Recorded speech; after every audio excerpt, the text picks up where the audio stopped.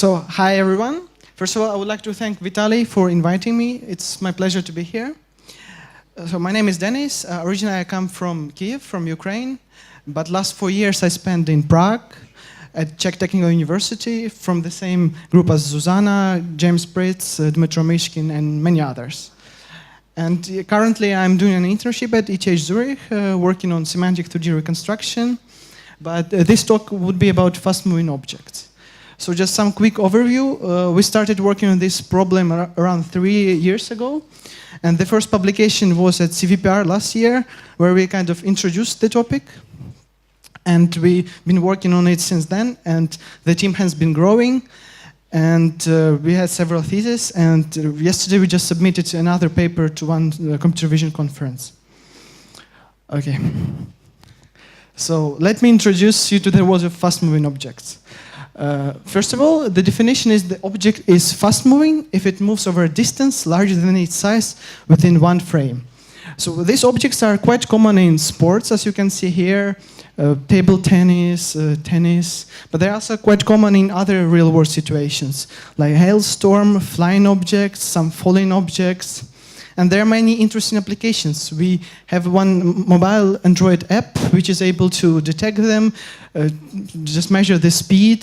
So you don't need a radar, it's just enough to have a mobile phone and you have a lot of information about the movement. So many other applications like in autonomous driving, that if there is some object in front of you, some stone, you can detect it and maybe do some action. And this is a new problem in computer vision. So some formal definition, let us assume that we have a locally single object with appearance F and shape M, moving over a static background B. Then our frame, just locally cropped, is modeled as a basically mixture of some background, some amount of background, and blurred object appearance. So the first term is just a convolution of object appearance and its trajectory. Which is h, which is trajectory, but also a PSF, a point spread function. And the second term is background multiplied by some scalar value, which is different at each pixel position, which just scales the amount of background. So for example, here you have some visualization. For example, the I is just an input frame cropped. And basically your model is convolution of this and with the F appearance. Which with mixture of background. So let me go into more details about the convolution of the object blur. So convolution is a simplification. It's valid only if you have no rotation or homogeneous object. But it was shown that it's a good approximation, that it's enough just to make a convolution. And for example, if you have a trajectory P, you just make a convolution and you normalize it. So there is a PSF, there's like a probability distribution over each position. So we started with just trying to evaluate our method, and we checked standard tracking datasets. If you're working in tracking, then you should know them, VOT, OTB, ALOF. And it was shown that no fast-moving objects are present in these tracking datasets. So we created our own, and we made some comparison, some evaluation statistics. And here on the left, you see a histogram of distances between adjacent frames, the ground truth positions of the object. And in standard datasets, interestingly, you have almost zero distance, right? It's almost always less than 10. And in the proposed data set, it's spread over many distances up to 150 pixels. And from here, you see the histogram of intersection over union of adjacent bounding boxes or ground truth masks. And for standard data sets, it's close to 1, or almost always more than 1/2, which is a lot of intersection. But due to the definition of fast-moving object, you have almost no intersection because it moves over distance larger than its size. So in the next frame, it's in the totally different position. So that's why we have almost zero, almost always, but sometimes we have a little bit more because if you have full exposure, then there is small overlap. And the dataset is publicly available at our website. And we have ground truth annotations as well. So the dataset contains mostly sports. So you can see there are rotation, different objects. Some of them are spherical, some are not. Some of them faster, slower, and they're all annotated. And also the acquisition was different. Some of them were taken from YouTube. Some of them had static background, moving background. So we wanted to evaluate on different situations.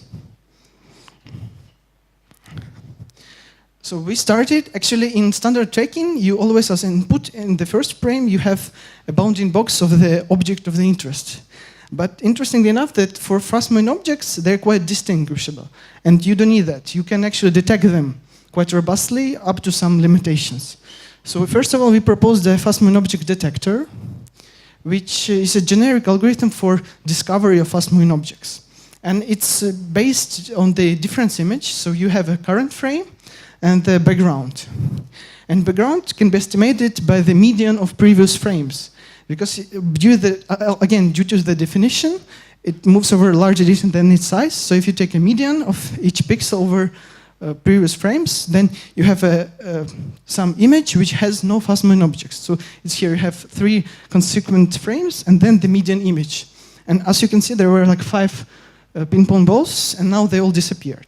And of course, like when you have other motion, there are some like noise, some just normalization. So that's the first step. And then so you have the video frames. The second row shows the binarized difference image. And then the method performs on every connected component of the difference image. And I'll show you later how it's done. And then you have just fast-moving objects. So I don't know if you see them. They're just, some of them are very small, and so on. So we process every connected component, and we decide if it's a component which was caused by fast-moving object or not. And basically, we are checking if the formation model is valid, the one I showed you before, with the mixture of background and blurred appearance. But the problem is that there are many unknowns. You have background, you have object appearance, shape, and trajectory or probability spread function. So you cannot check for all of them. It's under constraint. So we need some initialization, some initial guess. So first of all, we find an initial trajectory for each component. Like in the beginning, 2 years ago, we started with this morphological thinning and then fitting to the thinned connected component, but there are much better approaches. Lately, we used distance transform. You can see it here. It's just the value how far each pixel is from the boundary. If it darkens, it's larger. Then we take all local maxima of the distance transform. So you can see this red or yellow points. And then you do some robust fitting based on Ransack. And so you fit some curves. We use either lines, parabolas, or some piecewise polynomial functions, usually piecewise lines. And then you have some initial guess of the trajectory. And because we assumed that the object is almost spherical, if it's not, then for very fast motions, it's actually indistinguishable from spherical objects. So it's a good approximation as well. So we just need to guess the radius of this object, and it's done just by taking the value of the distance transform on the trajectory. And just some robust measurements that can be taken. We take a median of all values on the trajectory. So that's the initial guess. So we have now model, we have the shape, we have a trajectory, and all we need is just an appearance. And probably also a better or more robust trajectory, which will be updated. So that's what we do further. We process, so this is, you see, the detector is the initial trajectory guess, and then the method is based on the deconvolution, deblurring. So first of all, we have some initial guess, so we fix it, and we minimize the function to explain the input frame as good as possible and to find the best appearance model. And then we fix the F, the appearance model, and we find the best trajectory. And we iterate it until it converges. So in the deblurring step, you can see how it converged. So you don't see, it's not a trajectory, it's just any PSF, any probability function of appearing object at each position. And after that, we do, again, fitting, but now like you have more in layers, so it's like it should be more robust fitting. And then you have something, and after that, you have all the variables, all the unknowns. And you can do any other like synthesis. So here is just for visualization. It was taken the background, it was scaled down, and the blurred object was added, the trajectory and the object appearance. And then you have this synthesis. As you can see, it's almost the same as input frame, but that's not an input frame. It just synthesized image from all the unknowns which we established. And then you can do the same to remove the object. So you take the input frame and you remove the blurred appearance. So now we just we have a background which was found just from the input frame. And also this is used for removing, like for deciding if it's a fast-moving object or not. So for example, here you see a false positive. It was a connected component, but it was caused by a shadow, as you can see here. So we established some initial trajectory, as I explained before, and then that's the deblurring, the convolution step. Iteratively established this PSF, probability spread function, and some object appearance. But then the fitting failed, like what you can fit there. You have many values, so that we use this for removing, like for deciding if it's a fast-moving object or not. And you can also do like analysis if it sums up to 1. Because we have this constraint that it should sum up to 1, but if it does, then you surely know that it's a fast-moving object. But if it's not, then it will just be everywhere, and it usually has very low values. And so that was a FMO detector, and this is our current work, which we submitted yesterday. And it uses a very similar idea, but for tracking. So usually FMO detector can find something, but it's based on difference image, and it's not very stable. Like if you have some low difference between object color and background color, then you have almost no difference image. So what we do, from the previous frame, we take an F, the appearance model, and we do some prediction because we fitted the curve. We know the model of this moving object, and we can predict it to the next frame, extrapolate, take some region of interest, and do the same deblurring technique. But we first, in the previous step, in the FMO detector, we had some initial guess of trajectory. Now we have initial guess of F, of appearance, and we minimize over H. So here you see the loss function. So it's basically, it's our model. It's the blurred object plus background, and this is our image. So we want to explain it as good as possible. So we minimize it over 2 variables, F and H. And we do it also iteratively, as in the previous step. And we have also some regularizers, like there's the total variation on the appearance, that we want it to be as smooth as possible. We don't want some like different color that at 1 pixel you have high value, and in neighboring pixel you have very low value. Like they should be smooth. And also some regularizer over the trajectory, that it just doesn't go somewhere else. So here at the first row, you can see that was just the region of the interest, ROI. It was predicted from the previous frame, and that's what was done, output by the deblurring. So some probability spread function, but it doesn't look like a trajectory, or there's just some values. So we also do fitting, and we get the trajectory. So that's tracking by deblurring. So that's the whole pipeline. So basically, in the previous step, if you don't have any detection, anything, you start with FMO detector. You detect it, you take some region of interest, you have some initial guess of trajectory, and then you do this iterative blind deblurring. And then you do trajectory fitting with consistency check, if it's FMO or not. And you go to the next frame. And like in the next frame, if you already have it, then you just do motion prediction. You don't use FMO detector. So FMO detector is used for initialization, like to just to know what we want to track. And if you lose it, if like it disappears and then reappears, FMO detector can also again detect it. So it's like long-term tracking of all fast-moving objects. And so there is some evaluation. We compared FMO detector, standard tracker, and tracking by deblurring. And here you can see all these different speeds in radii per exposure, like in how many object sizes it elapsed in one frame. And here you see how it looks. It's a static object, then 1, 3, 5, 7, 9, 11 speed in radii per exposure, and then the success rate of every method. So FMO detector performs well on some range of speeds, like 5, 7, 9, but if it goes faster, then you have almost no contrast, so you don't have a difference image. And standard tracker, they are designed just for very slow motions, where the object doesn't change. It just looks the same, maybe it just changes a little bit, but not big difference. So it cannot handle very fast motions.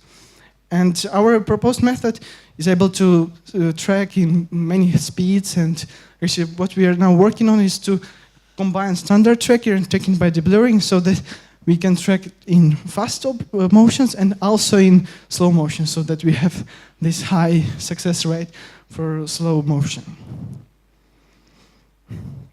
Also, it enables interframe speed information. So usually standard trackers, they just output position at each frame, and you have just one point in your time frame. But with this deblurring step, in your probability spread function, you have this value. So when you did your fitting, you can check all the values on the probability spread function and check the value. So when it's higher, then object was longer at this position. When it's smaller, it was less time there. So here you can see some normalized time, just first frame, second frame, third frame, fourth frame, it's there here. And the blue line shows the ground truth. The dark, like these crosses, they show just some output of some method, which gives just one information at each position. This red line is our estimation. There's some noise, of course, but at least it enables intra-frame speed information. Oops. What happened?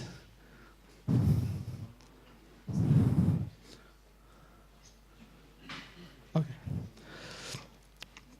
So we did some evaluation real-world sequences. So there are like hailstorm, falling fruits, some sparks, and so it works in many different situations. Also, that's the evaluation of our fast-moving object data set. We were able to quite well detect and track them, but you can see there are some limitations. So, for example, here the net was moving, so the static background wasn't found correctly, and some people were moving there, so it failed. And also, we did some evaluation. We took some YouTube videos found some, and we were also able to find the fast-moving objects. So we can go in further with deblurring, because when we use this for tracking and establishing fast-moving objects, we assumed the convolution, so it means that no rotation or homogeneous object. But if we relax this constraint, we can go further, and it takes much more time. Like this one frame took maybe an hour to process, but then just from one frame, you can find this information intra-frame, not only speed information, but even the appearance. So this is the ground truth from high-speed camera, and this is just one frame from normal camera, 25 FPS. And you can see that it's very similar to the ground truth, maybe even sharper in some sense, but like going just from one frame to these appearance models, like on the input frame, you cannot see how the ball looks like, what's written there. And here you can even read that it's Mikasa. So it's even like when computers beat humans, that deblurring can find more information. So this is just to show how it looks like. So it's basically temporal super resolution of videos. And some more applications, as I said, temporal super resolution. So here you can see this, our method, and this is just plain interpolation. So you take previous frame, you take next frame, and do some interpolation. That's how would you normally do temporal super resolution. But with this method, you can, and it looks very strange. I'll show you the video. And with this information, you just see smoothly how it moves. And also, like, you can remove the object, as I showed you before. You can change it. You can like show that this guy's played with a ping pong ball, and you can replace it with tennis ball or with squash, like anything. So it looks quite silly then. And now I would like to show the demos on YouTube. So can you show? Okay. Можешь показать видео? Тебя не слышат, да.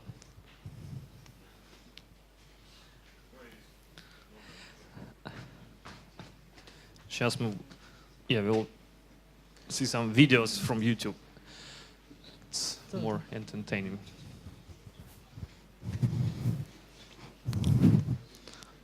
So this is temporal super resolution. So that was original. Oh, it was quite fast. So this is plain interpolation. So that's how would you normally do super resolution temporal. And this is biofemoral reconstruction, so you can see smoothly how it moves, how it bounces. And for okay, this is enough.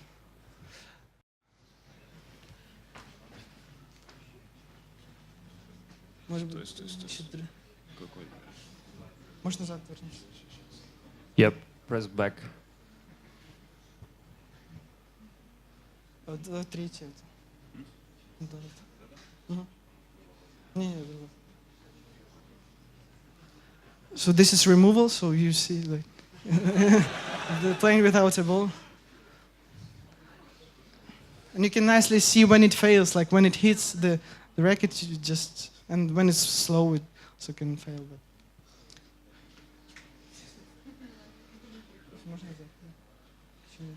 Еще одно можно показать. Можно назад вернуться.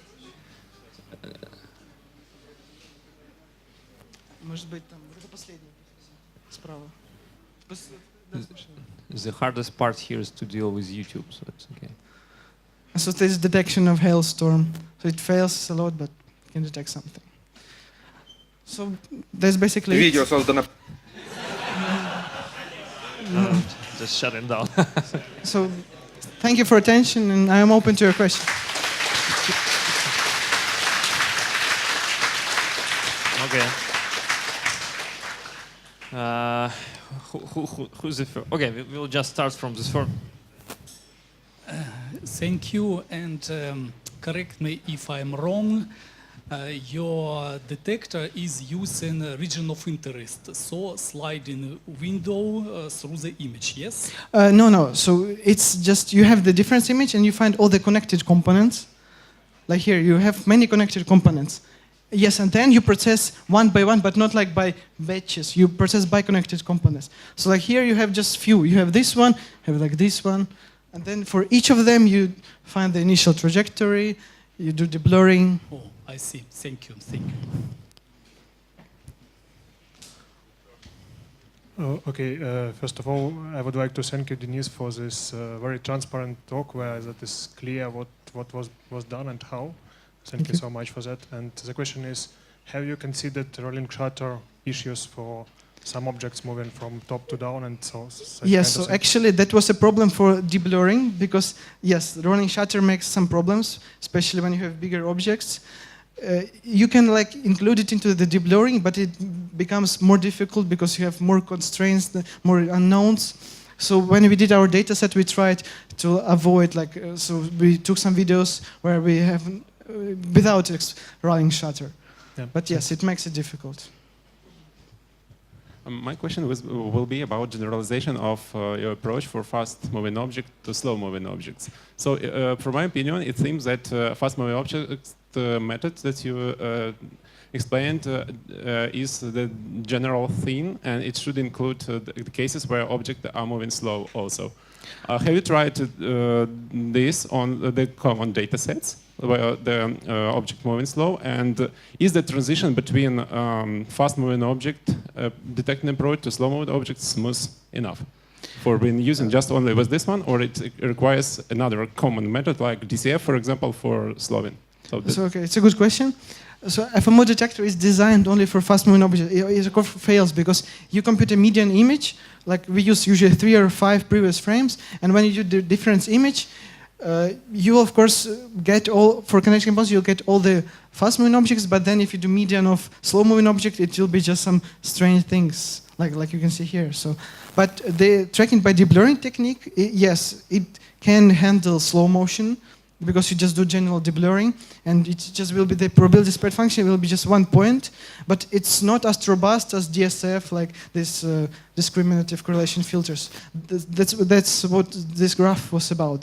That was standard track, and that was actually DSF. It was some DSF from last year CVPR, and of course it works almost perfectly for our easy objects. And we just took some like easy objects. If you go further, then of course our method will fail because everything changes. We cannot handle the change of shadows, the illumination changes, and they are all designed to handle these problems. So we are going. So that's what we are working on. We want to combine this method together.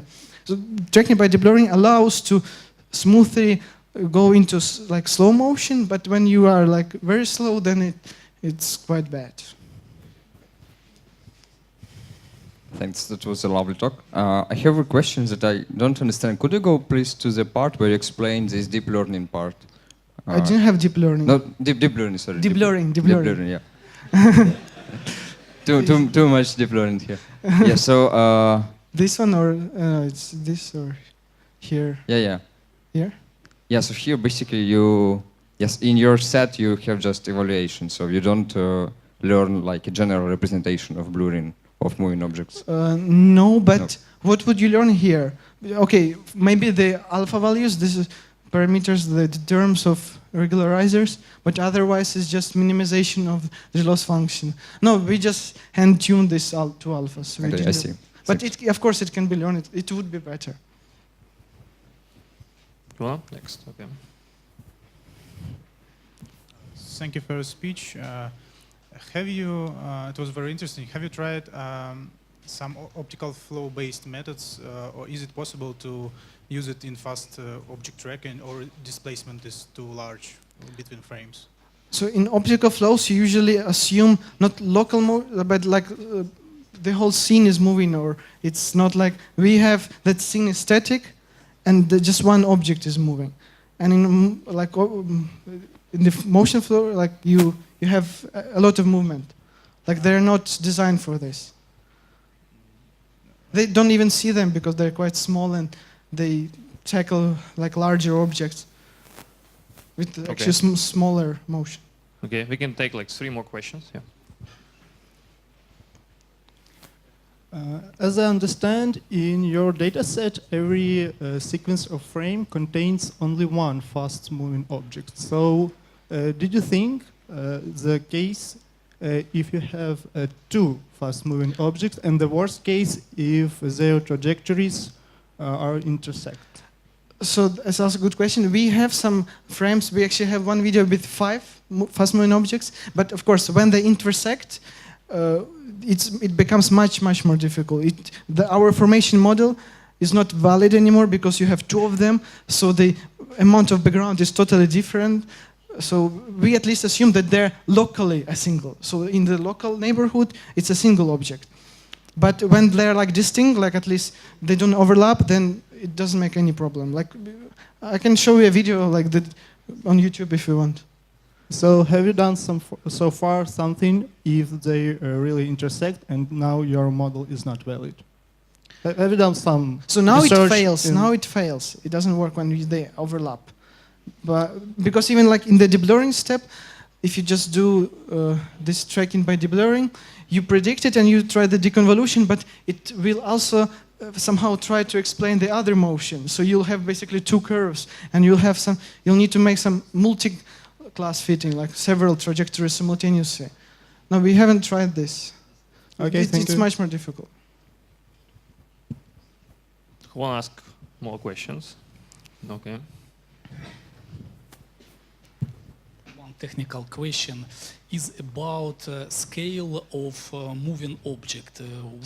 We see quite small objects. What about if these objects will be bigger and bigger relatively to the background? So if they are bigger and bigger, then they should move even faster and faster to be fast moving, because For example, the object moving in perspective. Okay, that's not a fast moving object in our sense, because we assume it moves over projected distance larger than its size. So if it moves, even if it moves like not perpendicular, like parallel to the camera, then again it's more difficult because our shape model is not static anymore. It changes. Okay. But if it moves in front of you, we don't like FMO detector won't detect it, and it's Okay, totally different model. It's like in 3D. We assume it in more like in 2D. More questions? Okay. Yeah, you have a question? Okay.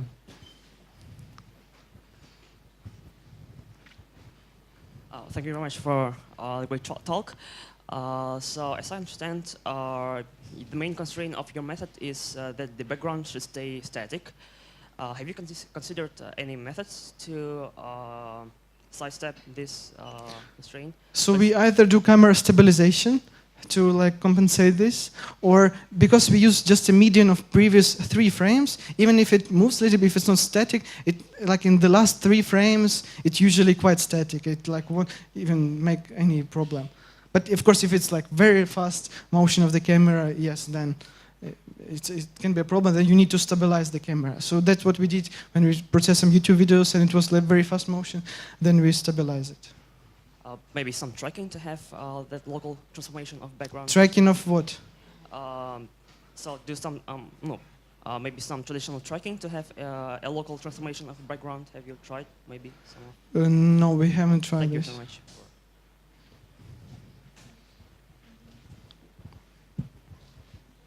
Okay. Dennis, thank you very much. Let's make some good applause.